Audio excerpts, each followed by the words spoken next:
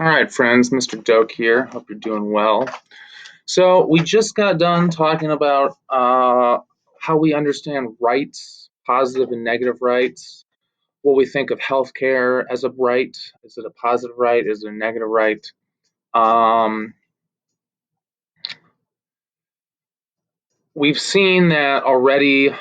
We've kind of ensconced right to healthcare through the EMTALA, the Emergency Management Treatment and Labor Act, which basically says that you can't turn a patient away due to their inability to pay if they have life-threatening complications, which is like just a ground floor for healthcare as a right. Now, many of us don't think that's an adequate access of healthcare, and definitely not the ideal, right? Ideally, we have much more preventative treatments and available options and services for these people before they have a life-threatening condition that causes them to come into an ER, rack up the bills that the ER and the hospital then have to dissipate through other people. And I played a video by John Green for you looking at the question of, all right, kind of pivoting away from healthcare as a right, healthcare costs, the other great cluster conundrum of the healthcare industry. And John Green kind of goes through dispelling a lot of the supposed claims about why healthcare is this or that, expensive in comparison to other countries and what makes sense. And well, one, I highly recommend anything by John Green. I don't always agree with him, but he has extensive coverage. I mean, his crash courses in history are phenomenal. But here he kind of makes the case for what Robert Sade would call central planning, right? So in the article we read by Sade, he sort of says, well, the solution to healthcare looks like either a central planning model, John Rawls in a nutshell, or the free market kind of deals with this, just like the free market deals with almost all other goods and services in human life. Food, water, entertainment, shelter, jobs. These things are just, you apply, free association, and it plays itself out, or some combination of the two, which seems like what we have today or what we're moving into. And John Green, making the good argument for central planning, says, well, if you look at the costs here, the reason why we have such costs as opposed to like UK and other places is because the government does not centrally negotiate for hip replacements to companies. So the way the government should work, if you're going to take this model, they do an open bid contract. All right, we need hip replacements. Who can provide the best hip replacement at the cheapest price? And companies all over bid, well, we can provide this at this price, and we can provide this at this price. And it's the government's job to make the best deal, right? Unfortunately, our government does a lot of what we call closed bid or no bid contracts, right? Where they just give it to their favorite sweetheart deal like Halliburton or Choice Point, if you know voting machine stuff. And it doesn't actually produce the best value for the patient. Well, Robert Sade pushes back against the other one. And basically, just because I don't really know how to do this, I'm going to read sections of his argument. We just looked in the last video at his argument for positive and negative rights, but I wanted us to, let's see, how do I pause you? How do I pause?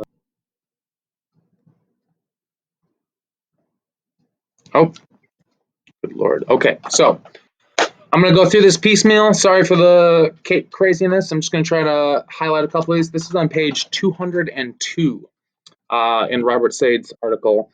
And the headline is Why Free Markets Work and Centrally Planned Economies Do Not. And, I wish we were in class so I could really hammer this point home. But it runs about as follows, and I find this very fascinating. Many of us who have grown up in America's form of capitalism / free market are tired of it, right? We're tired of greed for the sake of greed, capitalism, growth for the sake of growth, anything for the bottom dollar. right? And we see like the disastrous consequences of this. And so there's a lot of pushes for any form of socialism or even communism, or what some people like to call a resource-based economy, right? Like the Venus Project, Jacques Fresco, Zeitgeist, things like that. It's the idea that like, we have enough technology, enough resources in the current day that scarcity isn't what we think it is, right? And that really, if we held things in common, right, like bicycles around town or cars, even that, you don't need to own it. If someone needs a car today, you can send it over to them and they can send it over to them. And it's a resource based economy as opposed to a greed based economy. And this has a lot of appeal for a lot of people. And the libertarians push back, and this is their essential problem. They say it's called Mises price point, the socialist calculation debate. But basically, Ludwig von Mises, he was this economist, he said, all right, the problem is you need a market in order to have prices, and you need prices in order to have a market. And when we talk about getting rid of the free market and having governments or some centrally located institution delegate things, there's no way to calculate where things should go, because one of the basic economic facts of life is that human resources are finite and human desires and wishes are infinite. We're just like literally, we're always going to want more than we can have. And so, how does the free market allocate resources? Well, they do it based on prices, right? And if you really drill down into like the economist's world, money is the most effective form of communication. It shows you how valuable some good or service is in one area versus another area. And it is the best way, the best, how am I trying to say this? It best shows you what the needs and supplies are of that thing worldwide, right? And the claim is that there's no group of people anywhere in the world, take the top smartest Mensa geniuses in the world, 5, 10, 100 of them, they aren't smart enough to figure out where all the goods and services in the world should be allocated on a day-to-day, minute-to-minute, year-to-year basis, right? This is the gist of it. So that is Mises' price computation problem. Can't have markets without prices, can't have prices without a market. Very fascinating stuff. And anyone who really is trying to bring about social change, in our society and culture and move past the current system we live in is gonna have to take a hard stab at how we can delegate resources without prices. But moving on to how the US policy created the healthcare crisis, creation of perverse incentives and early government intervention. So I'm going to skim this. We all read this, but I'll get to that bit at the end. So basically, Mises goes on to say that there were a couple key things that happened. One, we gave certain benefits to Blue Cross, Blue Shield, and we changed the type of insurance that hospitals have. Most types of insurance are indemnity plans, in which an unanticipated loss is reimbursed by a specific sum of money. Hospital insurance, however, provides service benefits in which specific services are paid for irrespective of cost at that time. Right? You get your treatment and then later down the road you get your bill. That almost never happens anywhere else. You almost always know what your bill is before you go in.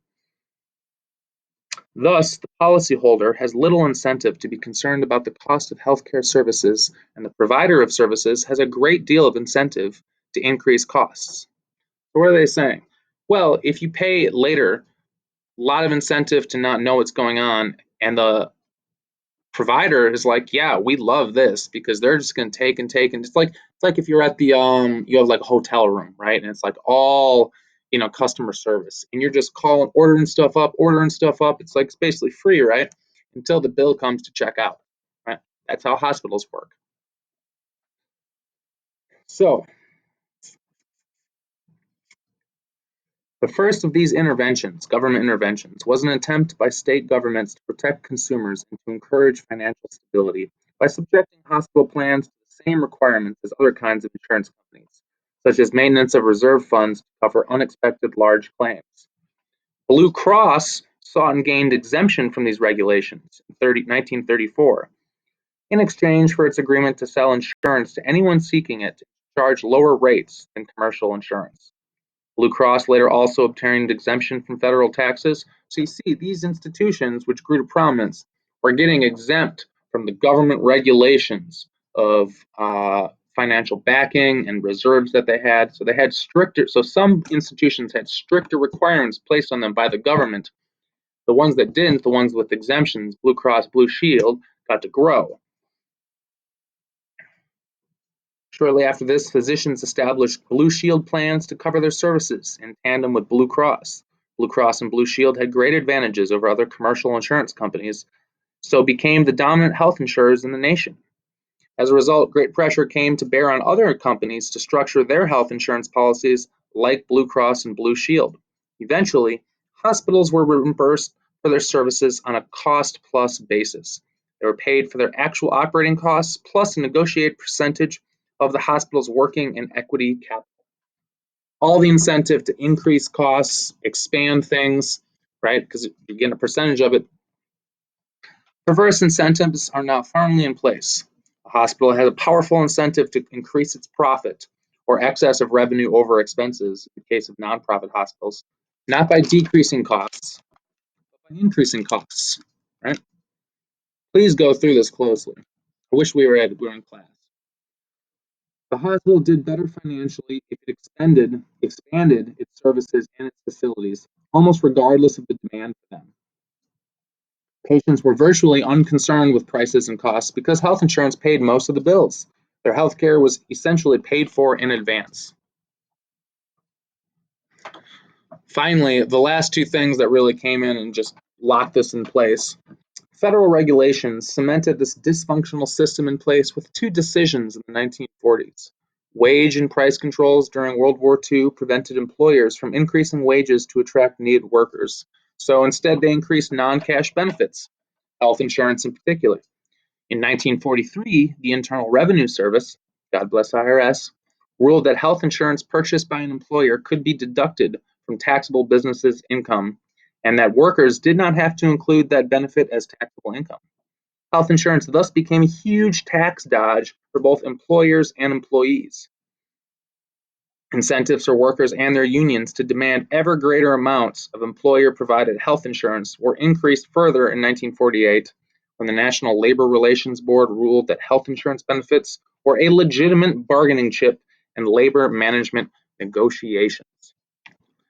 So you see how, because of government regulations on wage control post World War II, they were like, okay, well, it's tax deductible. So it's okay if you have a huge health insurance cost, both from the employer and employee, because it's tax deductible. You're not going to be taxed. You're not going to have any money taken away on it. So it's almost like a tax dodge. Does that make sense? Okay, almost done. So, current status of U.S. healthcare system. At its root, the source of the U.S. healthcare system's dysfunction is that healthcare insurance, unlike other kinds of insurance, does not spread risk, but is a means of tax avoidance on income spent for routine healthcare. Hope I just walked through that clearly. The perverse incentives for both providers and consumers are now built in the system. They are the primary drivers of healthcare price inflation. Third-party payment for healthcare rose from 34% of healthcare expenditures in 1950, 34% in 1950 to 62% in 1972, and now is over 87% as of 2006. Because patients pay out of pocket only 13% of their healthcare bills, they buy healthcare effectively at an 87% discount. Healthcare is prepaid and seems nearly cost-free to U.S. citizens, and this has led many, even among the wealthy, to feel that healthcare is an entitlement. Please read this slowly on your own. The fundamental cause of healthcare price inflation can be succinctly stated in a single sentence. Americans are not prudent buyers of healthcare because when making purchasing decisions, they do not have the perception that they are spending their own money. Again, this is the libertarian angle to why the healthcare crisis, particularly with costs, is where it is.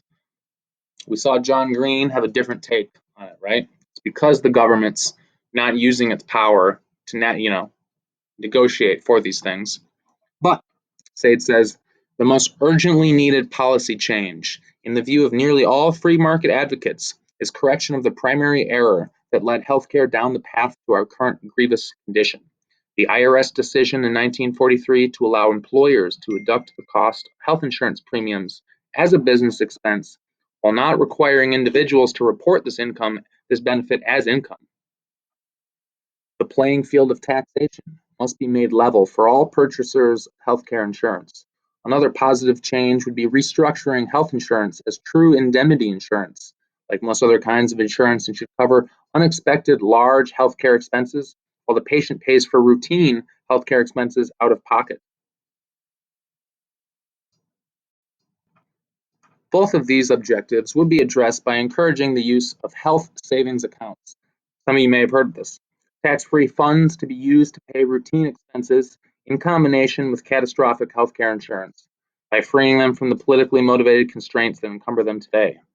Consumers of healthcare must come to realize that they are spending their own money when purchasing healthcare or health insurance, and health savings accounts are a strong first step in that direction.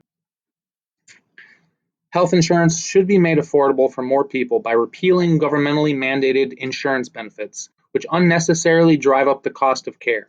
Detailed information regarding prices and quality of healthcare outcomes must be made available by healthcare suppliers so consumers can make well-informed decisions.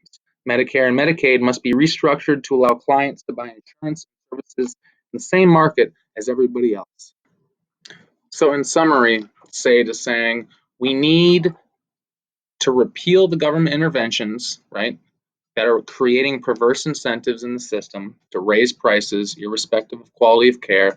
Something we've also seen in higher education, I would say, and to make consumers clear of what they're spending their money on, right? You don't know what things cost when you go to the hospital. Man, I remember breaking my collarbone a couple years ago, having to have a ambulance ride. They won't even give me. They don't even have ibuprofen. Like you need to get an IV to get some pain relief on the ambulance. And I know they got their reasons for it, but good Lord. And so this is an interesting thing because we have the idea of affordable healthcare coming in, that everyone should be mandated to have the individual mandate. Everyone should be forced to have insurance.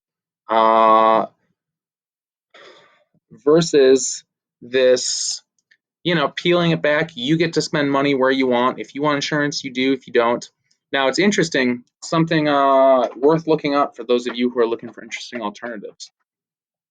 I remember reading when the Affordable Health Care Act passed that there were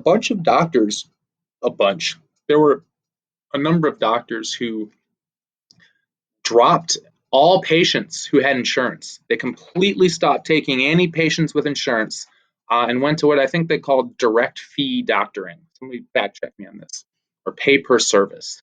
And essentially, they could fire like all of their clerics and the in-house people who were doing paperwork and filing insurance claims, and they could drop their prices by like 2/3, so that when you came in, you would know upfront how much each thing you were asking the doctor to do would cost, so you could agree to it or not. But and you're like, they wouldn't accept anyone with insurance? How callous and cold-hearted. Like, yes, but if you can provide the same quality of care and just drop the price down, I mean, the amount of like reimbursement that most doctors get for seeing Medicare and Medicaid patients, it's a lost leader, I believe. Somebody could correct me if that's changed. Uh, and so I'd urge you to check out direct fee doctoring, right? Doctors who they've tried to find a different way around this. Yeah. So here you can see the way that healthcare costs and healthcare as a right kind of tied together for libertarians, right? That the more government interferes by their own understanding of how we view healthcare as a right, that price necessarily go up, and the more they peel back, they go down. And for someone who's a Rawlsian, maybe like John Green, that the more we have this hybrid form between governments and the free market, the more it doesn't work. And that really the government needs to more aggressively negotiate and bargain with companies who are providing healthcare. Um, Very interesting stuff, in my humble opinion. The last thing I wanted to submit to you, I'm going to have you watch a video after this. And it makes a really fascinating case because when we talk about the healthcare crisis in America, generally we talk about the exorbitant prices for healthcare and the lack of available care, right? So not only is it expensive, but there's not enough doctors to go around providing quality care. Well, you'd be interested to know that exactly 100 years ago, just over, we had the opposite healthcare crisis in America. Oh, yes, I kid you not. We had what were called fraternity lodges. And there was, I've even read the article in the New York Times, although I can't find it anymore, by a physician in the late 19 teens, or even like earlier in the 1907 or 8. And he was just waxing and waning and lamenting the overabundance of doctors. At that time, there were too many physicians in the world, and they were too cheap. I kid you not. I'm not making this up. I'm not making this up. That he was like, doctors are too cheap, and it's devaluing us as a profession. We need to somehow restrict the amount of doctors and charge more. And guess what? 100 years later, did they succeed in that? They sure did. So I'm going to include a video how how government solved the healthcare crisis. Urge you to go look up the fraternal lodge systems. I mean, back in those days, you could pay for a year's worth of healthcare with a day's wage, like $1, $2. Uh, I'm not saying that's the sort of healthcare we want, but they had the opposite crisis. And so it'll give you at least food for thought and some spots to jump off on. Thank you all for sticking with me in this halted on off. I think I covered most of the stuff we want to. We will move forward to resource allocation and the argument for and against selling organs. All right, see you next time.